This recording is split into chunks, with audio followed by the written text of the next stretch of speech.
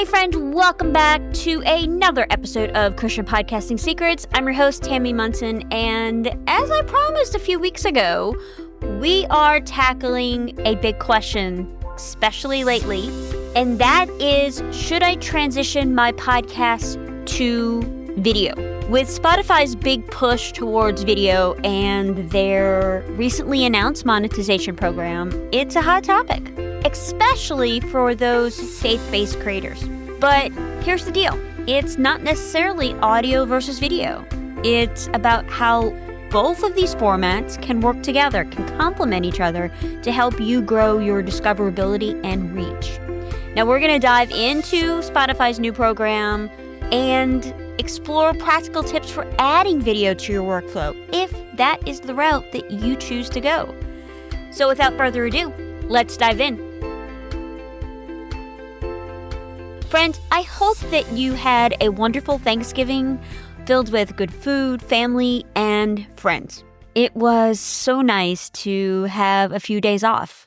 So I have to ask, what did you think of the new newsletter? Did you see it? We are pretty happy with the way that it turned out, the new look, all the things. So if you're not sure what I'm talking about, if you don't get the newsletter or you didn't know that we do a monthly newsletter, I want you to head on over to wildfirecreativecompany.com and sign up as soon as you're done listening to this episode. Or pause the episode and go sign up and get the newsletter. Now, like I said, we publish it once a month with industry news, tips, tricks, and even product recommendations from me. Okay, we've got a lot to cover, so let's start with Spotify. Now, last week, they held a massive event on the Spotify campus with top podcasters, influencers, creators to showcase their upcoming latest product, Spotify for Creators. Yes, they have branded their website hosting once again, but Spotify is all in on video, just like they were with podcasting a few years ago. If you're not familiar, they acquired a number of podcast agencies. They acquired programs like Anchor, which was a web hosting platform, a free one, and then Chartable, which was a third-party analytics tool. They promised to revolutionize podcasting as we knew it. And they also started signing Spotify exclusive podcasters like Brené Brown and the Joe Rogan Experience. Now, they are no longer exclusive to Spotify for those podcasters and many others like them. But they have been doing well over the last several quarters, posting increasing revenue numbers, and video on Spotify is doing really well. So they are definitely all in. But they have a track record here. Now, I wouldn't be a very good podcasting coach, or I wouldn't be honest with my Enneagram 8 self if I didn't say, hey, there's a track record here. We need to approach this with cautious optimism. Now, Spotify's new program called Spotify for Creators, notice they dropped the podcasting moniker, is video monetization, basically. But it has stricter eligibility requirements than YouTube. Now, here's what you need to qualify to be a part of their program. You must be located in the US, Canada, the UK, or Australia. Your podcast must be hosted through Spotify for Creators. You need 10,000 streamed hours on Spotify in the last 30 days. You must have been streamed by 2,000 unique Spotify users in the last 30 days. And your podcast must have at least 12 published episodes. Now, this is a pretty high bar. It's not going to be realistic for everybody, especially those newer podcasters. But if you're established and you meet these benchmarks, it could be an exciting opportunity. Their web hosting platform, as is, which is currently named Spotify for Podcasters, is okay. Number one, it's free, so a lot of people like that. But free isn't always great. Their analytics aren't that great, and you have to utilize other methods in order to get good analytics on that. But we don't know a lot about the revenue share or the CPM as of yet. because Spotify hasn't released a lot of details on that. And so some of the podcasters and creators that attended the Spotify event that I talked to were very skeptical about the whole thing. But they were, like I said, cautiously optimistic about it. Now, why is Spotify doing this? Well, they want to cash in on the video piece. YouTube currently is the king of this. And quite honestly, they have a much more user-friendly discovery algorithm, and it has a long-standing dominance in the video space.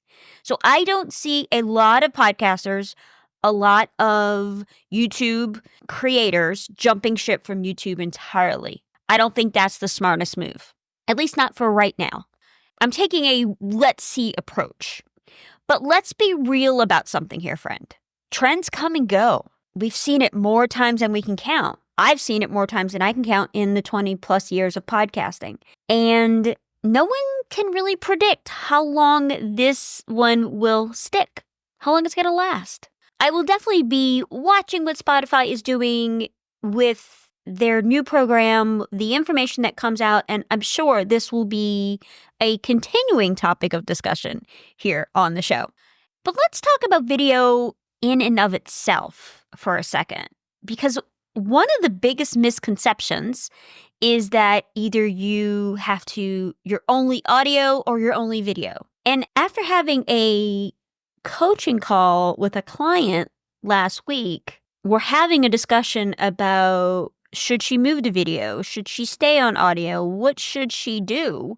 I kind of started thinking a lot about it. And one of the things that I realized that it's not an either or. So the podcasting industry is very much audio focused. In fact, the top 50 podcasters, 30% of them are audio only. Like I said, it's still very audio focused, whether that is through Apple Podcasts, through Spotify, other podcast directories, or even YouTube, where they're only listening to the audio.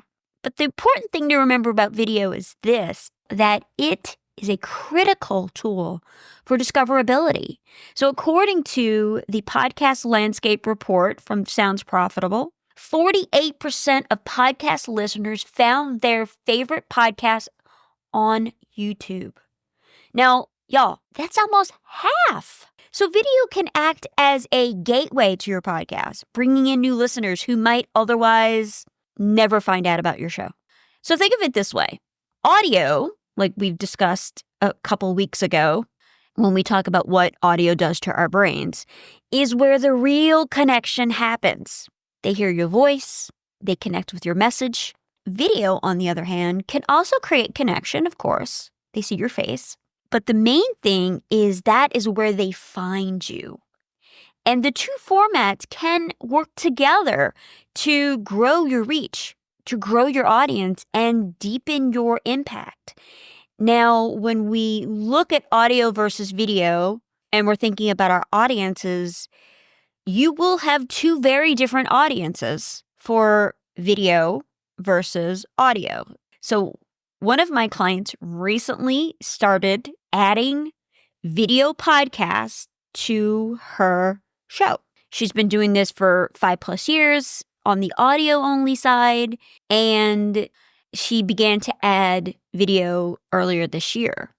What we've discovered after 6+ months of having the video podcast and having the audio podcast is that there were two distinct audiences.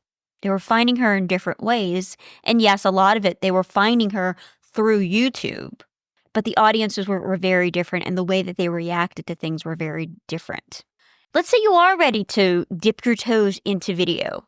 The one thing we're seeing is a lot of people are getting very overwhelmed very fast, and they're pod fading at record numbers. Now, for those of you that are not familiar with that term, pod fading is they start a podcast, they're doing great, and all of a sudden they go to every 2 weeks, and then they go maybe every 3 weeks, and before you know it, they're just gone. They have pod faded out into the sunset. Now, I don't want that to be you. So if you're thinking about adding video in 2025, here's some practical tips on how to do it without overwhelming yourself. As always, start simple. Don't feel like you need to go out and buy the super fancy camera or to create your studio setup right away. A basic good webcam, some natural lighting, and your favorite microphone will do the trick. Start small. Just hit record while you are recording those audio episodes. So what I recommend is to record video is use Riverside or Zencastr or one of those types of programs. Don't use Zoom. I love Zoom. It's great for meetings. It's great for brainstorming, but it is not great for your podcast. Okay, there, I've said it. Okay. Tip number 2, batch record. Save yourself some time with recording multiple video episodes in one sitting. Now, this goes for the audio side as well as the video side, because this helps keep your workflow efficient and gives you lots of content to edit and release even when life gets busy. The third tip is start really small with some of this. Because if a full video with editing and production quality and all the things, if that feels daunting, start with short clips. Start with little videograms. Now, you can use tools like Canva or Wave to create engaging snippets for your social media. You can post it on Instagram. You can post it on as a YouTube short. Lots of different ways that you could have smaller content that you're including in there as you're starting to get more comfortable with the video capabilities. So these can be highlights from your episodes. Maybe it's a teaser. Maybe it's a trailer for an upcoming season. Or maybe it's even those quick, less than perfect, funny, behind the scenes moments while you're waiting for the train to pass by. You never know, especially when you're recording in your home. There's always something, right? The other thing that you can do is focus on creating video content that stays relevant, like tutorials, testimonials, faith-based encouragement. That way, your video library becomes a long-term resource for your audience. Now, one thing that we have started doing here at Wildfire is we are doing longer form Q&A style videos. They're with myself and our social media manager, Karen, and they're just Q&As. Karen's asking me questions. We're having conversations, and it's a longer form video. But what we do is we chop it up into little bitty pieces, and we utilize that. But then we also put the longer form video up on YouTube.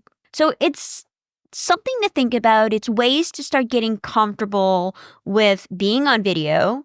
It's slightly different, especially if you've been doing audio for a really long time.